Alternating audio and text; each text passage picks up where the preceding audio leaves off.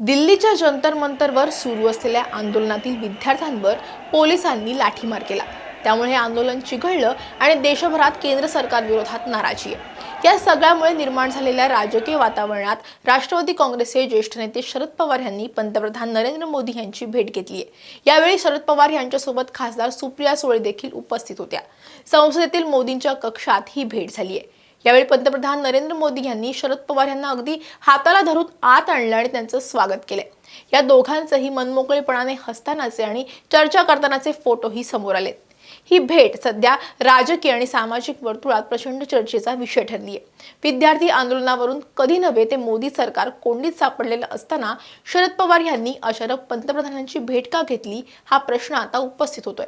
एकीकडे नीट पेपर फुटी प्रकरण आणि विद्यार्थ्यांच्या आंदोलनामुळे केंद्र सरकार कोंडीत सापडलेलं असताना शरद पवार यांनी प्रत्यक्ष जंतर मंतरवर जाऊन अभिजित दीपके आणि आंदोलक विद्यार्थ्यांना पाठिंबा दिला। त्यानंतर अवघ्या 24 तासांच्या आत त्यांनी सुप्रिया सुळे यांच्यासह संसदेत पंतप्रधान मोदी यांची भेट घेतली। या भेटीमुळे शरद पवार हे सरकार आणि आंदोलकांमधील कोंडी फोडणारा दुवा ठरणार का, तसंच राष्ट्रवादी काँग्रेसच्या एनडीए सहभागाच्या चर्चांना नवीन वळण मिळणार का असे प्रश्न उपस्थित झालेत। शरद पवार आणि नरेंद्र मोदी यांच्या भेटीत नेमकं काय घडलंय तेच या व्हिडिओतून समजून घेऊयात। नमस्कार, मी कोमल आचरेकर आणि तुम्ही पाहत आहात महाराष्ट्र टाइम्स ऑनलाईन। दिल्लीतील जंतर मंतरवर देशभरातील विद्यार्थी विविध शैक्षणिक मागण्या आणि विशेषतः नीट पेपर फुटी प्रकरणी तीव्र आंदोलन करतात। केंद्र सरकार आणि शिक्षण मंत्रालयाविरोधात देशभरातून असंतोष उफाळून आलाय आणि केंद्रीय शिक्षण मंत्री धर्मेंद्र प्रधान यांच्या राजीनाम्याची मागणी सुद्धा केली जाते। शरद पवार यांनी जंतर मंतरला भेट देऊन आंदोलकांशी संवाद साधला आणि विद्यार्थ्यांचं हे आंदोलन दडपू नये असा ठाम इशारा सरकारला दिला। भारतीय संविधानानं प्रत्येक नागरिकाच्या हक्कांचं आणि अधिकारांचं संरक्षण केलंय। सरकार आणि प्रशासन जनतेला उत्तरदायी आहे, त्यामुळे आपल्या मागण्यांसाठी शांततापूर्ण मार्गाने आंदोलन करणाऱ्या विद्यार्थ्यांना आणि नागरिकांना चिरडण्याऐवजी सरकारनं त्यांच्या मागण्यांची दखल घेऊन त्यावर संवेदनशीलतेनं योग्य ती कारवाई करायला हवी, असं शरद पवार यांनी म्हटलं। आंदोलनामुळे केंद्र सरकारवर मोठा राजकीय दबाव निर्माण झालेला असताना शरद पवार आणि पंतप्रधान मोदी यांच्या भेटीमुळे शरद पवार या प्रकरणात तोडगा काढण्यासाठी पुढाकार घेतायत का, अशा चर्चा रंगल्या। जंतर मंतरवरील भेटीनंतर शरद पवार यांनी पंतप्रधान मोदी यांची भेट घेतली। या भेटीचे काही फोटो समोर आले, ज्यामध्ये पंतप्रधान मोदी अतिशय आपुलकीने शरद पवारांचा हात धरून त्यांना आपल्या कक्षात नेताना आणि हसत खेळत चर्चा करताना दिसले। गेल्या काही दिवसांपासून शरद पवार यांची राष्ट्रवादी काँग्रेस भाजप सोबत आणि एनडीए मध्ये सामील होणार अशा चर्चा राजकीय वर्तुळात सुरू होत्या। पवारांच्या राष्ट्रवादीला महाराष्ट्रात महायुती सरकारच्या सत्तेत वाटा मिळणार असल्याचंही सांगितलं जात होतं। जयंत पाटील यांना अर्थमंत्री पद मिळू शकतं अशी चर्चा सातत्यानं सुरू होती। काही दिवसांपूर्वीच त्यांनी मुख्यमंत्री देवेंद्र फडणवीस यांची भेटही घेतली होती। त्यावेळी वर्षा बंगल्यावर अजितदादा गटाचे नेते सुनील तटकरे आणि प्रफुल्ल पटेल हे देखील उपस्थित असल्याची चर्चा होती। या सगळ्यामुळे शरद पवार यांची राष्ट्रवादी भाजपशी हातमिळवणी करून एनडीए जाणार ह्या चर्चेला बळकटी मिळाली होती।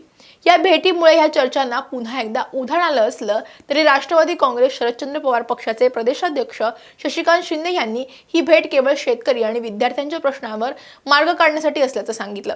या भेटीत शरद पवारांनी पंतप्रधान मोदींना महाराष्ट्रातील कृषी आणि जलक्षेत्रातील बिकट परिस्थितीची जाणीव करून देणारं एक महत्त्वपूर्ण पत्र पंतप्रधानांना सोपवलंय। या पत्रात त्यांनी महाराष्ट्रातील कृषी क्षेत्रातील संकटामुळे शेतकरी आत्महत्येचं प्रमाण चिंताजनक असल्याचं नोंदवलंय।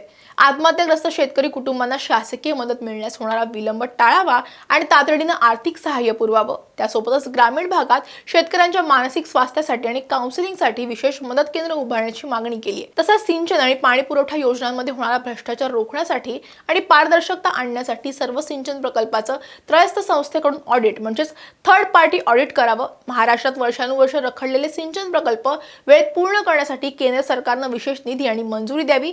सरकारने केवळ दरवर्षी किमान आधारभूत किंमत ही जाहीर करून थांबू नये।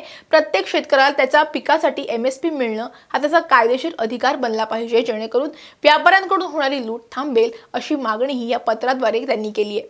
याशिवाय पीक विमा योजनेतील त्रुटी दूर करून विमा कंपन्यांच्या जाचक अटी कमी कराव्यात आणि नुकसान भरपाईची रक्कम थेट शेतकऱ्याच्या बँक खात्यात जमा व्हावी।